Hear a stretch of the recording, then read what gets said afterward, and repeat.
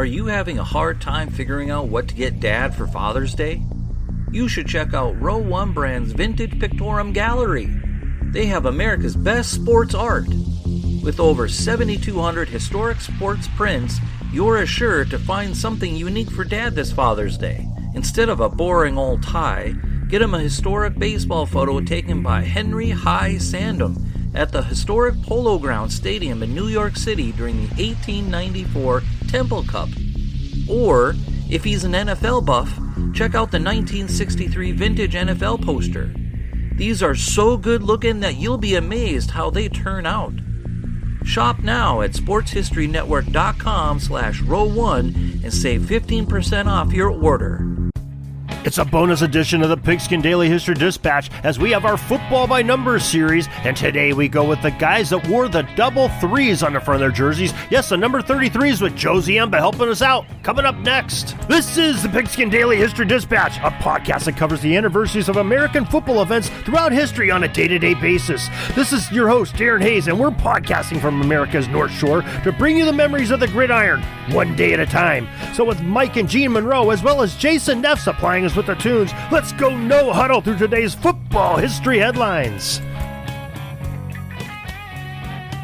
This podcast is part of the Sports History Network, your headquarters for the yesteryear of your favorite sport. You can learn more at sportshistorynetwork.com.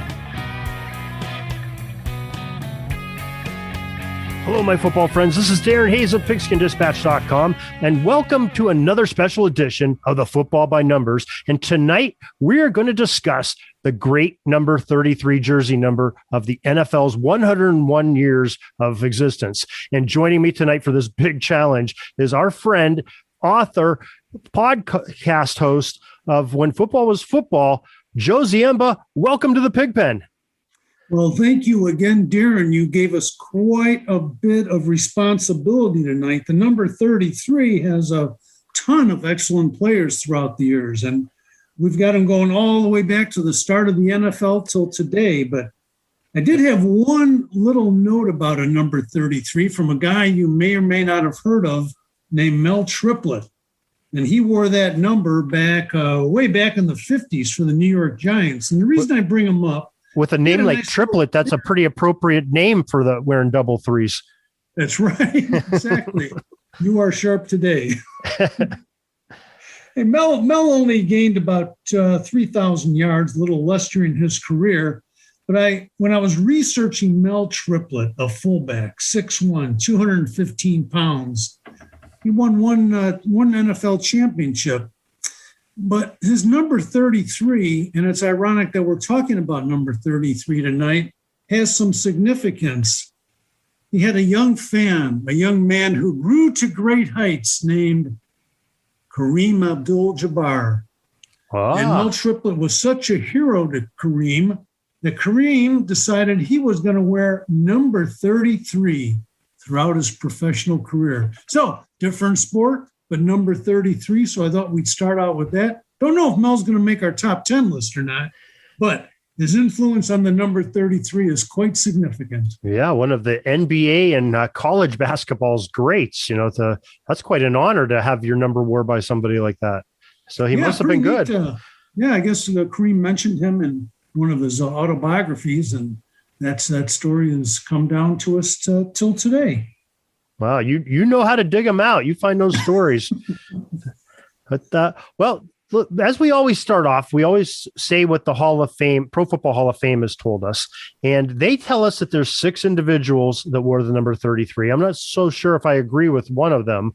And I guess let's bring him up first. They're saying O.J. Simpson wore number 33, but I could not find anywhere where O.J. in the pro ranks were nothing but the 32. And I don't know if you found anything on him. I did not. I did take a look, and I could not find it. Of course, I think we had someone the last time we were, talking about number 31s or something. We couldn't find out where that person wore that number either. So yeah, so maybe they just have a typo going into the computer over there in Canton. Who knows? But could be. But the other 5 gentlemen are definitely, I found spots where they each wore the number 33. And those 5 names, and we'll go into a little bit more detail here in a second, but Tony Dorsett, Sammy Baugh, Ollie Matson, Mike Michalski, and Ray Nitschke all wore the number 33 during their careers. And some great players there. I think we talked about Mike Michalski before and put him on our top 10 list for one of the other numbers. Yeah, I think he's had about 11 different numbers, I think, he's come up on. Yeah. He's had a plethora of them. And that is funny because some of the early players from the 20s, you a lot of times have difficulty even finding one number. But, yeah, I mean, but he had to be a good player because, just that jersey change alone doesn't get you into Pro Football Hall of Fame. It's some good play that does. So that's true. And he was a great player for many years, I believe, for the Packers. He was also on the New York Yankees in the early days of that franchise when it broke off from the Red Grange League and entered the NFL in 1927. Yeah, I'm looking at it right now. He played 10 total seasons of pro football, and he had 7 different numbers. And that's our dilemma tonight. yeah, right. Well, where do you want to start off at? I thought we'd start out with one of the Hall of Famers who may have only wore the number 1 year, but I still would not discount him. In fact, I'm going to talk about a couple of players who have unusual names and see if you agree that they should be on our list tonight. I'm going to start with Nick Petrosanti and then talk about Ray Nitschke. Petrosani, of course, played with the Lions. Last 2 years of his career, he played with Cleveland, but quite a nice rusher when he retired from the Lions. He held, I believe, the single season rushing mark as well as a career rushing leader for the Lions. Led the team, I think, in 1960 with 872 yards in one season, which lasted until 1971. So his career ended about 1967, and he is still at the top of the list with the Detroit Lions for all time. Known as a blocking back, came out of Notre Dame, good for short yardage, but he was also a decent receiver as well. So Nick Petrosani, he had a good knack, I guess, for being in the right place at the right time for the Lions. And as I mentioned, when he did retire, or even up until the late 80s, still in the top 5 in most rushing categories for the Lions. Passed away at an early age at the age of 50. Of course, people affiliated with the Lions were quite sad to learn of his passing, but Russ Thomas, the Lions general manager at the time, said, I remember when we drafted him, he was a tough, intelligent guy who not only was great in short yardage situations, but he could catch the ball too. He was well-liked and he fit in quickly with us. But Nick Petrosanti gone too soon. He did have a total yardage of a little over 4,000 yards in his career, which is pretty good. So he might be one that we can look at as a possibility for our list of top 10. Not in the Hall of Fame, but certainly one of the best in Detroit Lions history. Yeah, I'm looking at it. His yards per carry, 4.2 yards per carry, 28 touchdowns in his career, made 2 Pro Bowls during his career. So that's some pretty good numbers. It was, yeah. In fact, his rookie year, he had an average of 5.9 per carry. Didn't see that much action, 76 carries, but quite effective at the time. Yeah, really breaking through his teeth a little bit here as he got into the league. So the coaches, take notice of him. That's how probably got more carries as he went along. So I think I'm going to put a mark by him. I think maybe he's one we'll come back to and discuss here. Great. Then I wanted to talk about the unique, exciting, lovable, maybe, Ray Nitschke. Fans in Chicago do not like Nitschke. Okay, here's an easy trivia question for you, Darren. There's 2 people I know in life. One was fictional, named Rocky Balboa. There was one other person who nicknamed their dog Butkus. Of course, I gave you a strong hit. Who do you think the second person besides Rocky Balboa would name his dog Butkus? Oh, boy. Ray Nitschke? Well, how did you know? That is wonderful. I really had to go on a limb for that one. Ray Nitschke named his dog after his nemesis on the field, Dick Butkus from the Chicago Bears. And Ray, besides being a Hall of Famer, 2-time Super Bowl winner, 5 times NFL champ, 11 times first team All-Pro. He is also a little bit of an actor. He appeared in a movie called Head, which was by the Monkees, the old 60s group that was put together for television. And it's an uncredited role, but Nitschke apparently tackles different members of the Monkees throughout the movie. I haven't seen the movie yet, Darren. I apologize, but his acting career stalled a little bit. But this is a tough guy. Like Butkus, he played at the University of Illinois, and he didn't want to wear, in his own words, back then in the 50s, one of those sissy helmets. In the game against Ohio State, he got 4 teeth knocked out. Of course, after the game, he was looking around. He had refused to wear a face mask, and he was looking in the grass. Someone says, "What are you looking for?" He said, "I'm looking for my teeth." He says, "Well, why are you looking for your teeth?" And Nitschke said, "Because they belong to me." So I like that for an answer. But he also was considered a rather tough guy, maybe mean. In fact, he was offended when he was described as a dirty player or a mean player. And it kind of reminded me a little bit of Chuck Norris, our now aging superstar fighter. When we'd hear jokes about Chuck Norris, that people say, yeah, when the boogeyman goes to bed, he searches under his bed for Chuck Norris, that kind of thing. Sad but true.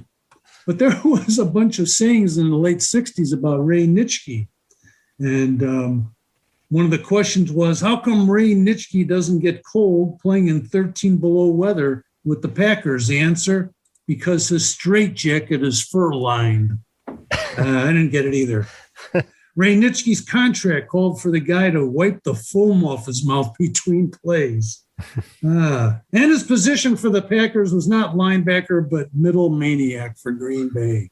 So, Darren, I apologize for those scornful, terrible jokes, but that's what was said about Ray Nitschke way back when.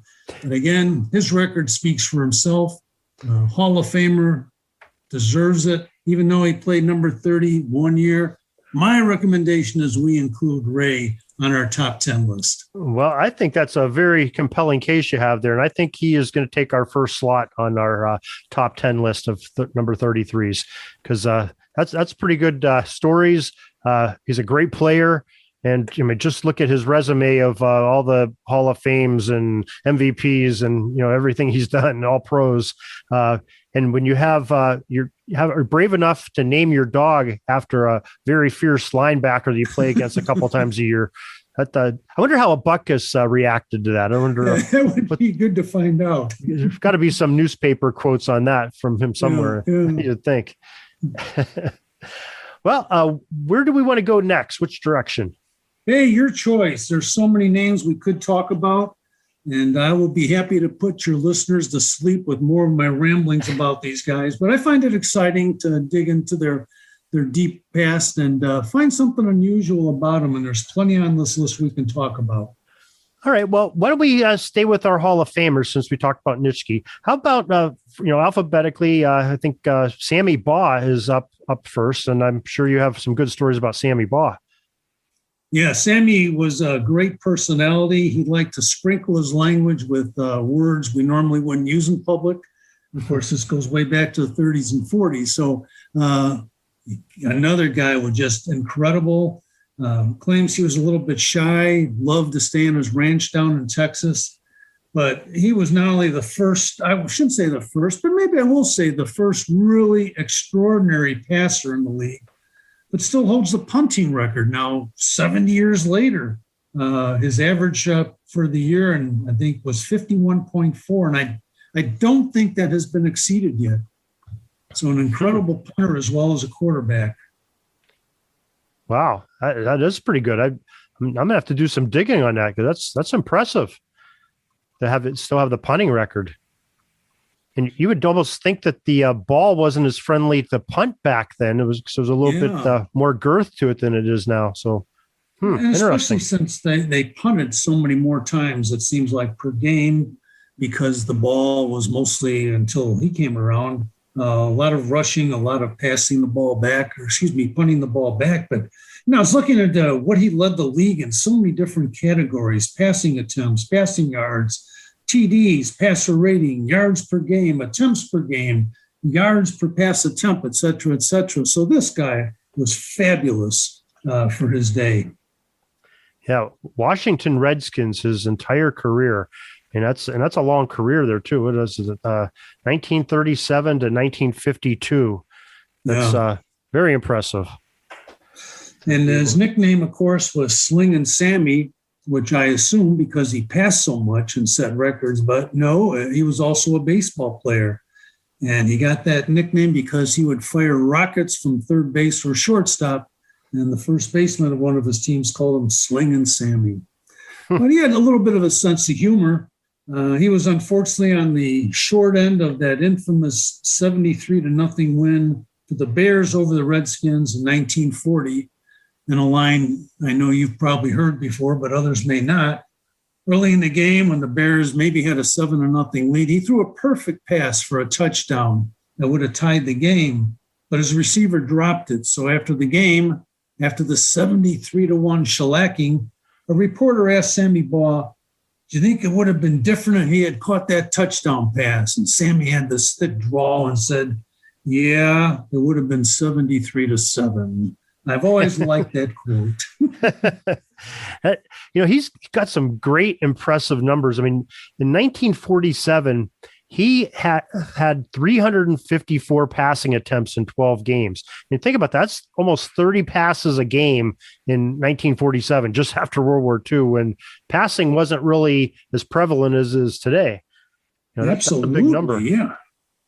And his completion percentage, I mean, one year he was at 70%. And I thought, whoa, because mostly you see is someone hurled that pigskin 15 times and completed 5 of them. You'll see a story in the 1940s. Here he is flying away 30 times a game, hitting 70% of his passes. Of course, he had some good receivers there as well, but just a great, great passer. Hey, did you know he was also an actor? No, I didn't. This is going to go way back. And one time he starred with a guy named Duncan Ronaldo in a short-lived series, I guess. And you might say, who the heck is Duncan Ronaldo? Well, those older than me may recall he played the Cisco Kid on television for many, many years with Cisco and his sidekick Pancho. So Sammy Baugh, in his brief acting career, was co-starring with Duncan Ronaldo. Well, you're bringing up all the old television shows and having, like that connection with the football players tonight. You have the Monkeys, the Cisco Kid. Wow. I'm excited to see where we're going to go from here. That's frightening, but you never know what you'll find here on the Sports History Network. That's for sure. Well, I think Sammy Baugh, I think he's another one that he gets my vote to be on the list right now. I don't know about you. Yes, absolutely. Okay, so that's 2 of our 10 spots that we have. Now, I guess I know one of your favorites, but I want to save him for a little bit. But when we go a little bit more contemporary, how about Tony Dorsett of the Dallas Cowboys? Tony was a great, great player out of the University of Pittsburgh. He broke most of Marshall Goldberg's rushing records, 5-time All-Pro, Hall of Famer, of course, rushed for almost 13,000 yards, and just unless injury got him at the end there, I believe, he probably could have gone another couple, 3, 4, 5 years. He had to retire early in 1988. He went from Dallas to Denver for that final year. And unfortunately, it looked like he had some injury problems at the time. But, man, what a career. Just a difficult guy. And just year after year, over 1,000 yards rushing accumulated by Tony Dorsett. And including a long run of 99 yards in 1982. But again, 5 times All-Pro and well-deserving of his Hall of Fame induction. Yeah, living in Western Pennsylvania, because he's a Western Pennsylvania guy. I mean, he grew up, I believe, in Beaver Falls, Pennsylvania, right outside of Pittsburgh, and, played for Pitt. And he was just, everybody loved Tony Dorsett. And the Dallas Cowboys is where he went to, and that's not the favorite team in the 1970s around the Western Pennsylvania. If you're a Pittsburgh Steelers fan, they're right up there with the Raiders, the Cowboys, and the Browns. I think were all our arch rivals of the 70s. So it was it was sort of a love-hate relationship when Tony Dorsett would be playing on television, especially in a couple Super Bowls that he played in. So, but very interesting guy, great college career, excellent pro career, just a great all-around running back. And I think he's another one that probably deserves to go on our list early here. I would agree. And he's one of the Heisman Trophy winners that made good in the National Football League. And he just celebrated a birthday on April 7th. We had a little piece on him on Pigskin Dispatch. So as we celebrate all the birthdays of the Hall of Famers, and he was April 7th. So happy birthday if you're listening, Tony Dorsett. Okay. Well, I can't hold you off any longer. We got to get to your man here, because you've talked a lot about him lately, because he's come up in the news quite a bit here for the anniversaries of some great events. And how about Ollie Matson? Yeah, Ollie is one of my favorites. Chicago Cardinal and Hall of Famer. And just to give a little brief background of him, he was a superb rusher, led the nation at the University of San Francisco, which doesn't even have football anymore, as far as I know. But they dropped the sport after he graduated. He probably should have won the Heisman Trophy. For some reason, didn't. But his goal immediately after school was to make the Olympic team, which he did. He won a silver medal and a bronze medal in the 1952 Olympic Games. Flew back immediately. He had been drafted by the Chicago Cardinals, joined the team at their training camp, played in the college all-star game with the college all-stars, and then joined the Cardinals, where he was named Rookie of the Year despite playing the last 5 games with a broken wrist. He was deadly in 3 or 4 different ways: rushing, receiving, excellent defender as well, and all pro every year he was with the Cardinals, until 1959, when he had the infamous trade where Ollie Matson was traded to the Rams for 9 different players. And it was a trade engineered by the new general manager, Pete Rozelle of the Rams.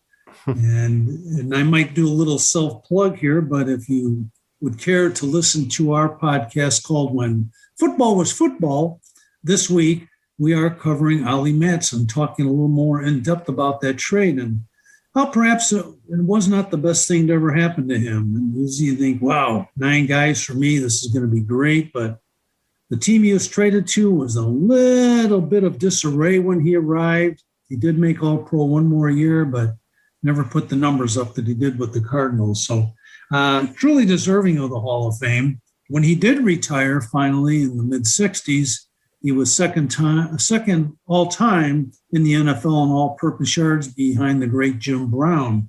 So he left us with that. Well, I was sitting here looking at his 1959 season with the Rams, that first year with the Rams. He had his second best total yards rushing. He had 924 with the Cardinals in 56, 863 with the Rams, and then just sort of everything fell apart there. He never made it over 200 for the next 4 years in a Rams uniform. Did do that with Philadelphia near the end of his career in 1964. Had about just over 400 yards. But he had a long career for a running back, especially back then where their bodies took a beating, and especially playing on a poor blocking team like the Rams at that time. I'm sure it had to wear you down a little bit. Mm-hmm. And he played a lot of receiver as well. So he was on the field for quite a few plays back there besides going both ways. So he was just one of those guys who wanted to be on the field, but I'm sure it took its toll. And in fact, as we talk about in my podcast, he eventually developed dementia and could be traced to some of the concussions he had during his playing career. And again, things were different medically as well that we know now. After a severe concussion in Philadelphia, I believe, on a road trip, he went to the hospital and they looked at him, kept him overnight, put him right back on the plane and went back to Chicago and played. And it's just some of those stories that we hear. And there's, I think, another player we're going to talk about from the Bears who had a similar situation later in life. But thank goodness now we're looking better. We're looking at the players, giving them better medical treatment nowadays and improving the equipment as well. Yeah, that's too bad to hear about some of these old players like Ollie that suffered some lingering effects of his playing days. That's glad that they're taking care of it, like you said. Yeah. But I definitely think he's another one. I don't think you'll have any argument with me if I say I want to put him on one of our top 10. We like that. Yep, good selection. Okay. All right, that's our fourth player we put on our top 10 greatest number 33s. Well, there's only we talked a little bit about Mahalski. I don't know. Maybe we ought to wait to see if we put him on or not. Or yeah, I thought maybe we'd wait because there's so many good names on here. Not that he doesn't deserve it, but he's had so many numbers. Can you believe that? We're going to restrict the guy because he had too many numbers during his career. Well, and I still think I got to talk about him one more time. I think he comes up with the 36s. That's his last number in the series. Okay. So he'll come up again. But okay, we have quite a bit of great running backs that were the number 33. That's pretty dominant on them. And I'd like to talk about a guy named Roger Craig, who many of our listeners probably remember with the San Francisco 49ers in the Joe Montana era. I don't know if you have anything you'd like to say about Roger. Yeah, he was actually one of the first to have 1,000 yards rushing and 1,000 receiving in the same year. That's I believe right. That was 1985. So that right there is one of those benchmarks that you look for and say, ooh, who was the first to do that? It was Roger Craig, a 4-time Pro Bowler, and probably more importantly, was on the winning edge of 3 Super Bowls that he won. And yeah, a big part of that too, because he was part of Walsh's offense. Not only the short passing game, but throwing those short passes a lot of times to the backs, or popping off a run here and there just to keep the defense honest. But he was perfect for that offense, that West Coast offense. And he was a workhorse as well in that 85 season, 214 rushes, and then he also caught 92 passes. Both are extraordinary. So he got quite the workout that year. And of course, throughout his year where he was doing both for a very talented team. Yeah, 1/3 of all of his touches almost continually every year were pass receptions for a running back. That's real strong. And let's see. He was 4-time Pro Bowler, All Pro once. Like you said, 3-time Super Bowl champ. He made the All 1980s team and the 1988 AP Offensive Player of the Year. So that's another big medallion to hang in the old trophy case there. Yeah, and that was the year he rushed for over 1,500 yards. So pretty incredible year. Yeah, I'll tell you what. Now that's some pretty strong numbers. I don't know if we want to put him under consideration or we want to give him the bid, because I think he's probably going to make it. I think we should put him in. And I think so too. Great numbers. Yeah, definitely. Do you want to talk about another running back, or we got some defensive backs too we can talk about?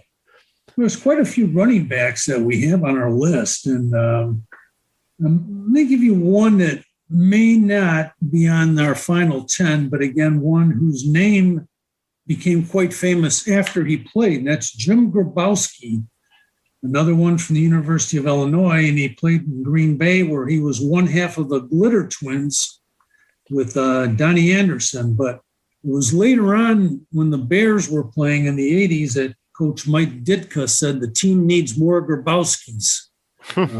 Thinking of a really blue-collar, hard-nosed guy that's not afraid to block. So Jim didn't have great career numbers. The most he ever rushed for was 518, but he was a winner.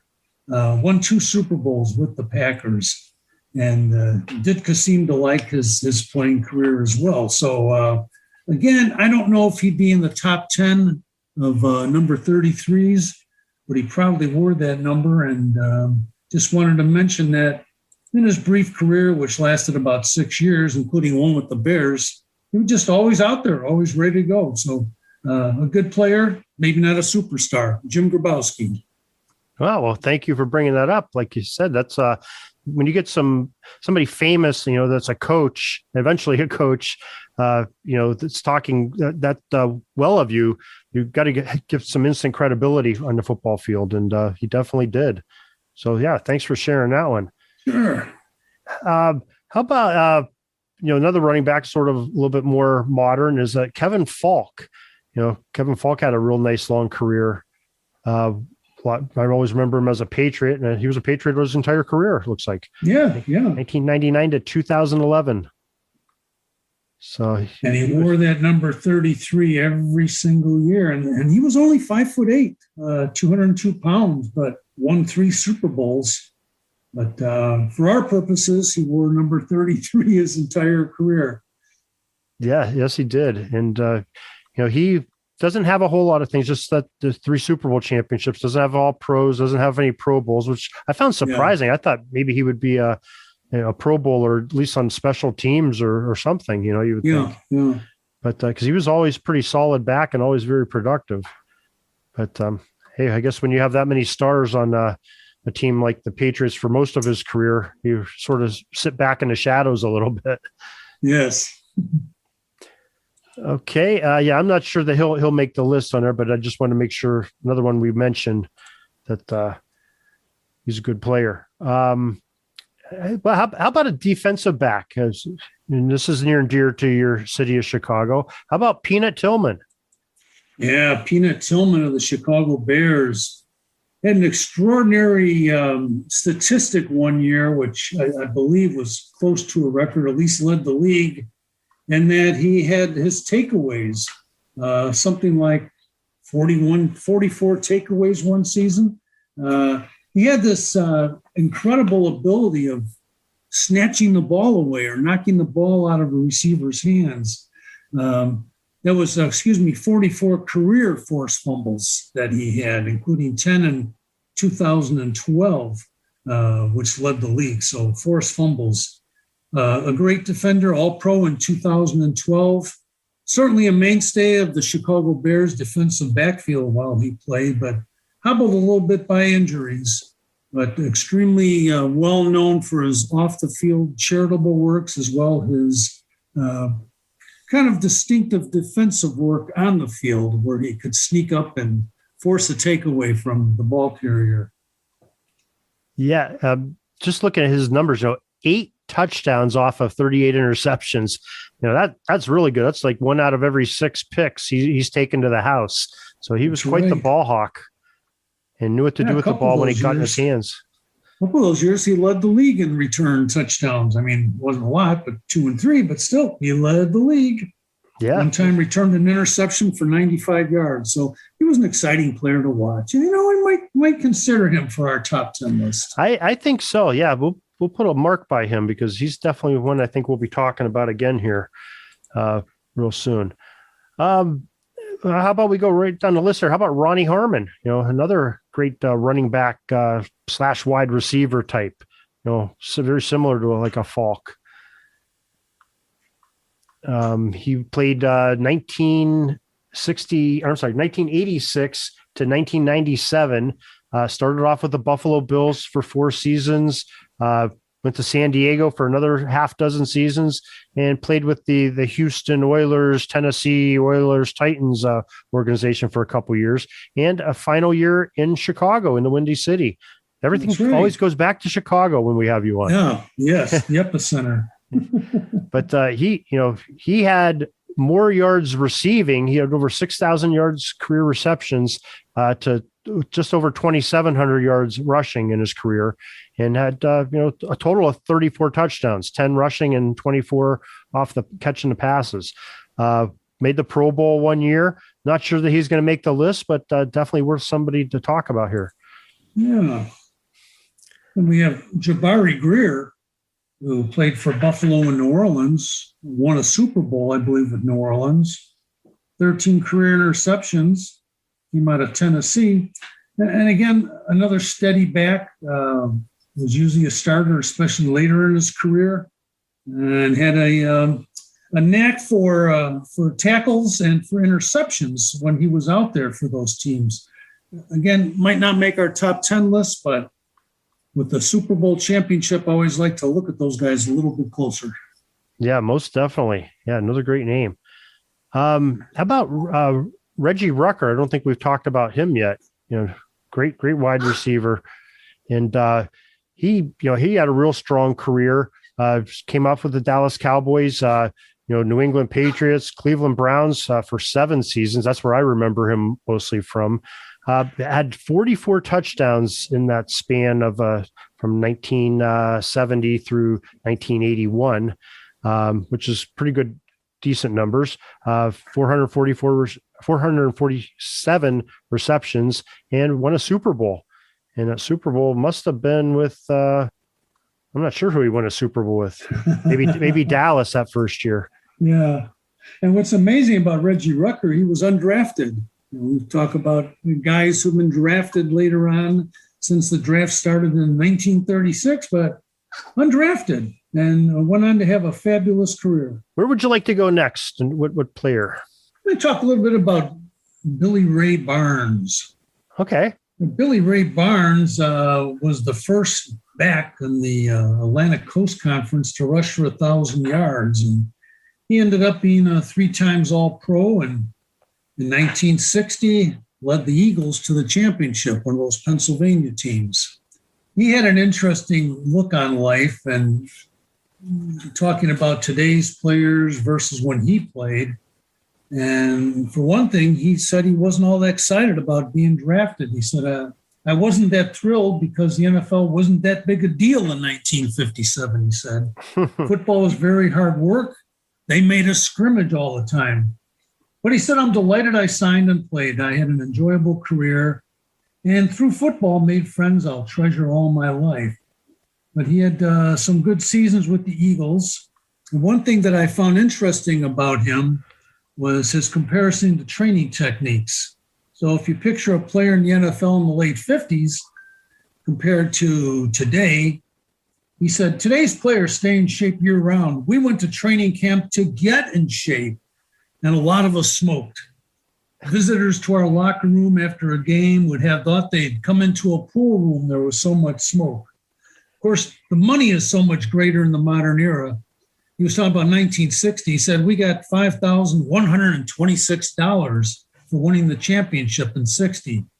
Well, it doesn't seem like much, but then again, gasoline was only about 20 cents a gallon back then. So that's what Billy Ray Barnes thought about when comparing his era to the modern era.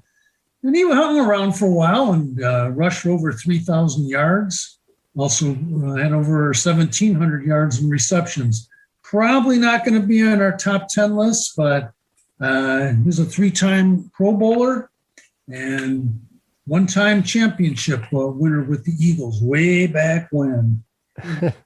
Well, definitely sounds like somebody you'd like to meet, go have a cup of coffee with, back when he was playing. Or something stronger. Or something stronger. I was trying to keep it family friendly here. But, I was scrolling through, and I don't know much about this gentleman, but he has one of the greatest names I think I've ever heard, Cannonball Butler. And I just have to mention that just because the name is so great. And Cannonball Butler had a short career, came in with the Pittsburgh Steelers in 1965 and ended up playing with the Falcons for 4 years, and with St. Louis Cardinals in 1972 as his final season. And he was a running back, didn't have a whole lot of yardage, didn't have a whole lot of exposure, but when your name's Cannonball Butler, he had to be a pretty stout guy at running the ball. Let's see he's 5'9", 194 pounds. I guess he was built like a cannonball. Ooh, yeah. Low center of gravity on him, that's for sure. But yeah, some great nicknames. While we're talking about Cannonball, let's mention Billy Cannon, who was a star in the old AFL back in the 1960s, playing for Houston and Oakland and Kansas City later. He led the AFL in rushing in 1961 with 948 yards, 4 times All-Pro. And he was a quick guy. In college, he ran the 100-yard dash in 9.4. And besides being a sprinter, he was also a shot putter. He was about 6'1", 200 pounds. And one other coach said, He's either the strongest sprinter or the fastest shot putter I've ever seen in my life. So he was a legend back down in his home state. Came out of Mississippi. Again, not a spectacular career, 2,455 yards through the 1960s. But he led the AFL that second year in the league with 948 yards. So after we talked about Cannonball, I thought we should talk about Billy Cannon. A good segue into Billy Cannon. Cannonball kind of scares you sometimes. Let's see. I guess one of my favorite backs, because I loved him when he was a Steeler, but Merrill Hodge wore the number 33 while in Pittsburgh. He also wore it when he was with Chicago. He was another one, probably won't make our list, but a great solid back, great role model for kids, great commentator after his playing days were over. Oh, yeah. But, he only had 3,100 yards rushing, 21 touchdowns, but I can remember him having some really key runs in that Bubby Brister era at quarterback for the Steelers. And we were sad to see him go when he went to Chicago. And I think he only had like one season there and then had the concussions spring up on him. I think that did him in. But you're right. He's a wonderful announcer as far as I'm concerned. And was sorry that his career had to end. Another guy with a similar numbers was Leroy Horde, if I'm pronouncing Horde right, out of Michigan, played for Cleveland for many years. So he was in the league for 10 years and compiled a little less than 4,000 yards total. His best year was 890 yards in 1994. But he was known as a guy who, when you got down to the goal line, as his 36 touchdowns would attest throughout his career, he could get across the goal line. In fact, he told a coach one time, "Put me in if we're at the 1 yard line, I'll get you 3 yards." He also told the coach, "If we're at the 5 yard line, I'll get you 3 yards." So painfully honest running back, known for his 3 yard runs throughout his career. Yeah, he really captured his interest. He said from the 1 yard line, he's going to get you 3 yards. I was expecting maybe 7 yards from the 5. That's probably what coach was too, huh? He was comfortable with the real estate from 3 yards in. Like those 3 yard gains. There was another player who never was able to reach his potential. I'm not going to get into why, but it's Dwayne Thomas, who had a really scattered 4-year career, came into the league with the Cowboys, won a Super Bowl. I believe he was the MVP of Super Bowl in 1971, all-league player, first-round draft choice in 1970 for the Cardinals.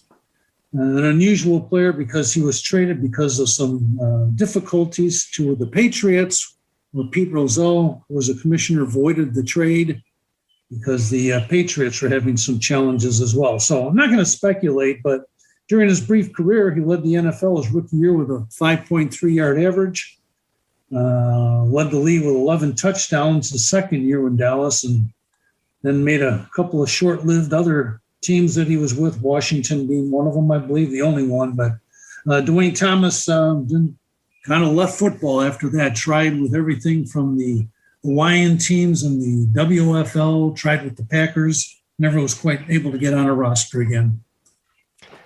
Yeah, that's a shame when you have some of those players that have all that potential and just don't use it. And like you say, we won't get into details on it, but so kind of self-destructive. Well, I got to bring up another one of my Steelers, and this guy's got probably one of the most famous plays in football history, and that's John Frenchie Fuqua. Wore that number 33 with the Steelers. Like I said, he probably won't make our list. Another very similar to Hodge, just had over 3,000 yards, 21 touchdowns. I think they both had the exact same amount of touchdowns, but he was the intended receiver for the Immaculate Reception when Bradshaw, threw the pass. And of course, I think it was Jack Tatum for the Raiders was in coverage, and, the dispute goes on. Who touched the ball first? Was it Fuqua or was it Tatum? And, the legend goes on because back then it made a difference who touched it and made it go backwards to it would have had to touch Tatum before Franco Harris caught it. So I want to make sure we mention Frenchie because he's always was a good guy, always a good spirits. You still hear him on interviews, and he's still fun-loving and enjoyable to listen to. We did have a linebacker I think might make our list. Okay.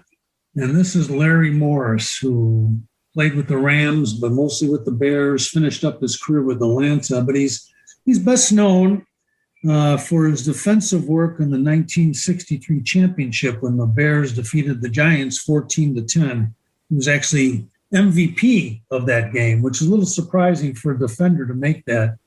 But his key play in that game was an interception of Y.E. Tittle that he picked it off, and he ran 61 yards back to the Giants' 6 when the Giants were threatening to blow the game open with a 7-0 lead early in the first quarter.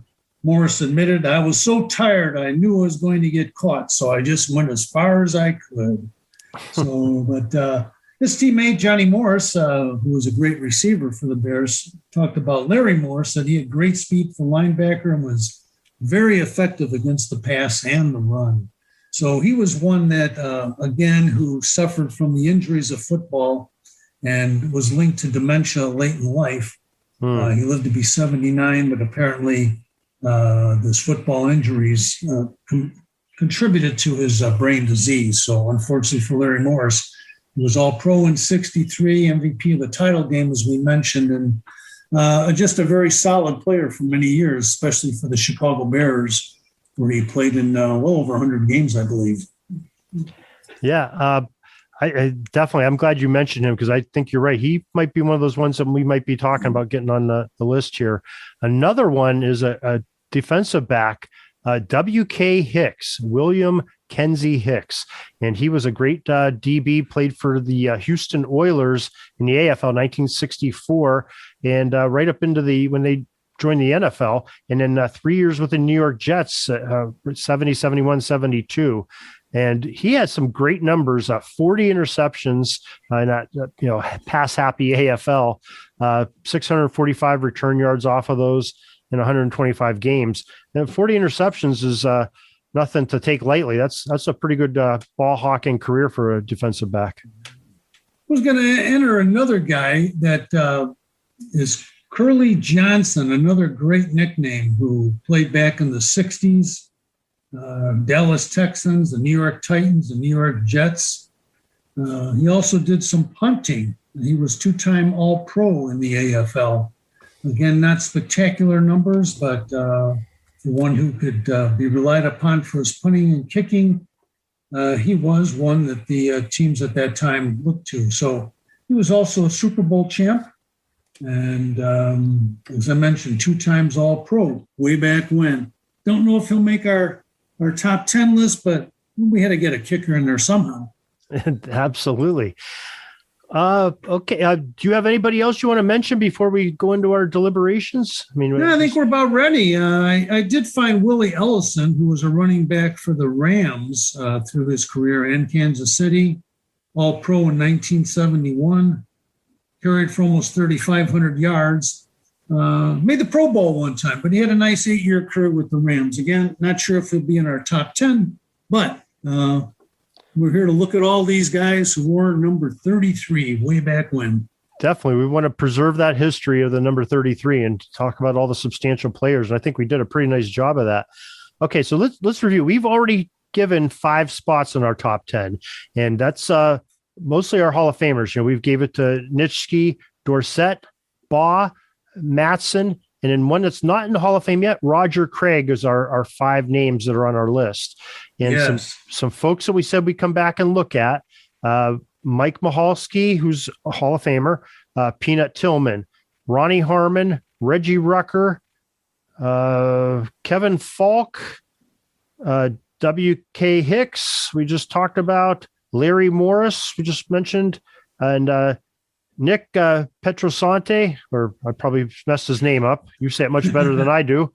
And I think that's all of our names, unless you notice somebody I missed that we. No, I think you got them. Yeah. So we need to pick 5 from those gentlemen, and anybody else that maybe we've forgotten about, which I can't see any here. I think I would maybe push Larry Morris, the defender, on that list. Okay, I agree with that. He was the MVP of what was then the Super Bowl before it was the Super Bowl, and had a nice, long, steady career. So I would like to go with him. Okay, he has got our 6th spot. And what do you think about Peanut Tillman? I was just going to say that I think Peanut Tillman ought to be on there because he definitely was an impactful player when he played. Quarterbacks, I don't think, wanted to throw his way when they were tossing the ball around because he made him pay for it. So I think he gets our 7th spot. Now it's going to get a little rougher here. We have lots of choices. Who's your recommendation? Well, you made a compelling case for Nick Petrosante. I mean, I think he's an interesting one to think about. I think, Reggie Rucker, I think you got to think about too, because he had a pretty good career. Mm-hmm. Matter of fact, I think Reggie Rucker maybe ought to be on that list if you're in agreement with that. Yeah, that sounds good. Okay, so that gives us 8. And I guess when we're coming down to it's getting this close, maybe you almost got to lean on that having that bronze bust in Canton for Mike Michalski. Maybe he ought to. Yes, yeah. Okay, so there's our 9th. And let's see, our names left are we've got Harmon, Falk, Hicks, and Petrosante. Petrosante would be good for wearing the number. He most likely will never make the Pro Football Hall of Fame, but we'll throw his name on there if we like, and there's others we can consider. We'll give him that honor here. He didn't make it in Canton, but he'll make it here on the Pigskin Dispatch Football by Numbers, greatest number 33s. And after 10. All, which is more important? Well, that's tonight. That's what I say. That's right. Well, Joe, that was a great job. Really dug in some folks that maybe a lot of us haven't heard of before. We got to hear a little bit about their history, some stories, even guys like Nitschke that we do know a lot about. You know, I didn't know that about him naming his dog after Dick Butkus. I think that's extremely interesting. Great story there. You always have those great little tidbits you bring out. And you do that quite often on your podcast when football is football. And I know you mentioned you have Ollie Matson out right now. What are you working on for the future? Without spoiling anything, what can we look forward to? Well, the next episode after Ollie Matson is going to focus on 3 unique players from the early years of the Chicago Bears.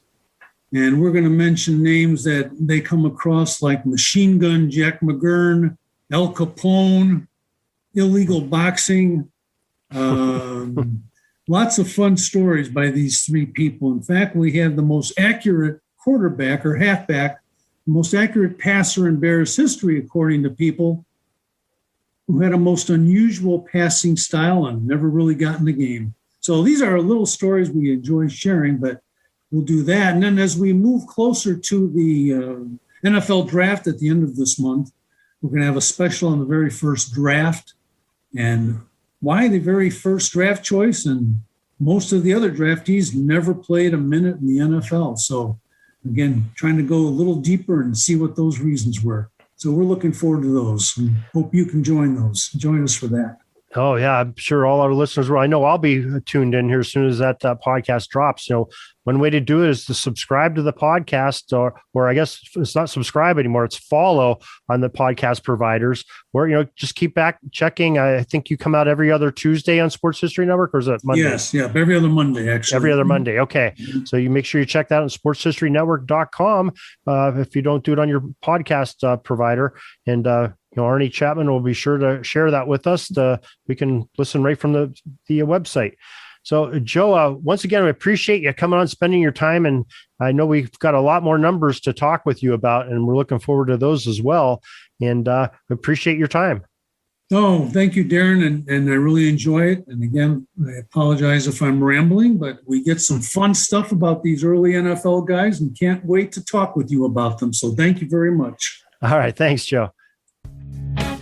Peeking up at the clock, the time's running down. We're going to go into victory formation, take a knee, and let this baby run out. Thanks for joining us. We'll see you back tomorrow for the next podcast. We invite you to check out our website, pigskindispatch.com, not only to see the daily football history, but to experience positive football with our many articles on the good people of the game, as well as our own football comic strip, Cleat Marks Comics. Pigskindispatch.com is also on social media outlets, Facebook, Twitter, Instagram, and don't forget the Pigskin Dispatch YouTube channel to get all of your positive football news and history. Special thanks to the talents of Mike and Gene Monroe, as well as Jason Neff for letting us use their music during our podcast. This podcast is part of the Sports History Network, your headquarters for the yesteryear of your favorite sport. You can learn more at sportshistorynetwork.com.